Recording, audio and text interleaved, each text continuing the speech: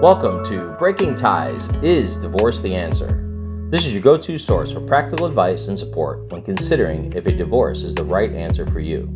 Join us each weekday for a quick chat where we'll uncover a variety of topics such as child custody, property division, and self-care.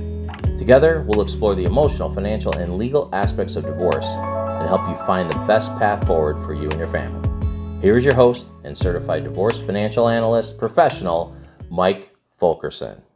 Welcome to the Breaking Ties interview series, where we talk with a professional who assists those getting through the divorce process and answers many of the common questions you may have. I'm your host, Mike Fulkerson, and with me today is Marson Maynor. Marson is a loan officer with Geneva Financial and has a tremendous amount of knowledge with mortgages. Welcome to the podcast, Marson. Hey, man. Thanks for having me. How you doing today? I'm doing great, dude. Looking forward to sharing some knowledge. Yeah, fantastic. Yeah. And so for our listeners, really what we're doing is a 5-part series this week on mortgages and divorce. So each day is going to be a different set of questions for you to listen to and fill in some of the gaps you might have with regards to how the process works and what happens and takes place during the divorce process. So with that, we're going to go ahead and get started. You ready, Marson? You betcha, man. Bring it.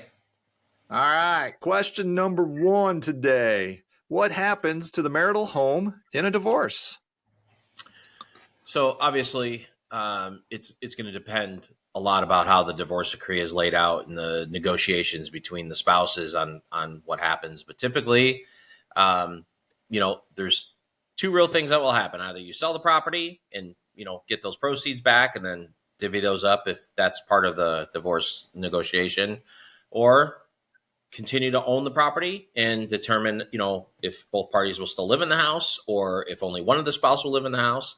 Obviously, if there's kids involved, that is a whole dynamic of its own, other than just two spouses splitting. You have to, consider the kids and schools and all that other kind of stuff. So typically it just depends on what, is done through the negotiation and then the divorce decree, which will determine what will be the situation for the home, if you will. Right. Yeah. There are a ton of variables that go into what's going to happen to the house in the divorce kind of thing. Now, one of the interesting caveats and that someone asked was, can a couple continue to co-own the house after the divorce? Absolutely. So, going through a divorce is got its own specific, challenges and agreements that need to be thought out and discussed. When it comes to a mortgage, you've already done it. You've signed the loan paperwork, you've signed the mortgage paperwork, you've got the name and title. Under the lenders, if you will, the lender doesn't really care about, what you do or what somebody does as far as a divorce goes. All they care about is getting their payments back, getting the payments made for the money that they borrowed. So the lender really don't have a requirement as to what needs to happen during divorce or after divorce. They just want to make sure that payments are being made and being made on time. If they need to change that up, then they could definitely talk to their servicer, their current, person they're making more payments to, or they can talk to a lending professional, and then they can talk about what, different avenues they can have going down that road, for sure. Huh. Wow. Great information right there. Yeah. And as a couple makes their way through the divorce process, there's that division of assets that you had talked about earlier and how the negotiations take place. How is the home's value determined for property division?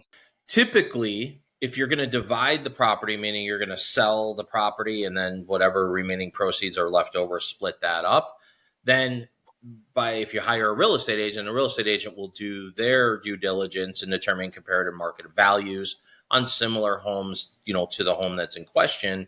And then they'll list that property. And then ultimately, once that property is sold, whatever the agreed sales price is, that will be the factor that's being used by taking out any liens against the property, cleaning up any mortgages, any past due taxes, anything like that, and then paying any, closing fees, realtor commissions, whatever is left over from that number then would be divvied up depending on how the divorce decree reads, 50-50, 60-40, 70-30, yada, yada. It just depends on what that is. That's if they're going to sell. If they're thinking of keeping the home, then depending on if, which one of the spouses is going to retain the home, they would want to then talk to their own lender, because what's going to happen is they're going to want to refinance the other spouse off. So that spouse can be, separated from the ownership, separated from the legal responsibility of making payments. And then they'll also be able to open up that part of their budget, so to speak, so that they can go qualify and possibly purchasing a home on their own if that's what they're looking to do. Gotcha. Yeah. So when we look at, values, it's no different than any other asset. It's going to have its own value, and whether or not you're underwater or not underwater, or if there's a lot of equity or a little equity, is all up for discussion during the process. Mm-hmm. Now, as a couple goes through the divorce process, who's responsible for the mortgage? All the lender cares about, all the servicer cares about, is whoever's name is on the promissory note, the document that they signed at closing stating that they're responsible for monthly payments.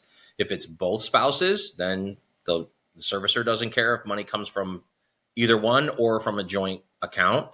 From a divorce standpoint, that's something that might be part of the negotiation. But at the end of the day, if, let's say, it's determined that, spouse A is both spouses are on the mortgage, but spouse A is no longer going to be responsible due to what the courts say, the only way that spouse A can remove their obligation is by spouse B then refinancing into their name, or again, go back to just selling the home and splitting, whatever is left over, so to speak. So, the bottom line is whoever signed the promissory note stating that they're obligated to make those payments, that person is still obligated, and at least a payment a month needs to be made consistently on that. Otherwise, it will create a delinquent situation.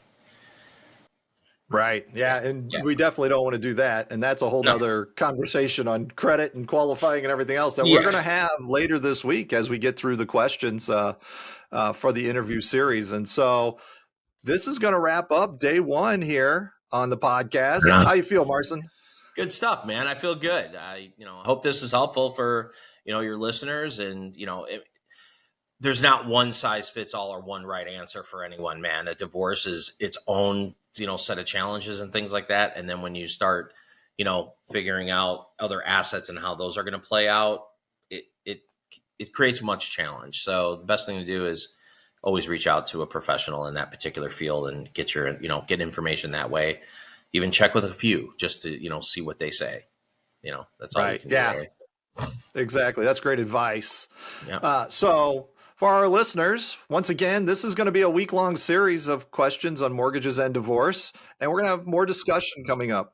Marson and I would like to thank you for joining us today on the Breaking Ties interview series. We look forward to seeing you tomorrow. Should you have any questions for Marson, you can find his contact information in the podcast description. Until next time, remember, divorce is not the end of your story. It is the start of your next great chapter. Take care, everybody. How we going? We want to thank you for listening to this episode of Breaking Ties, Is Divorce the Answer? With Mike Fulkerson. For questions, please reach out to Mike via email in the description, or give him a shout at 630-444-1410. And remember to subscribe, like, and follow.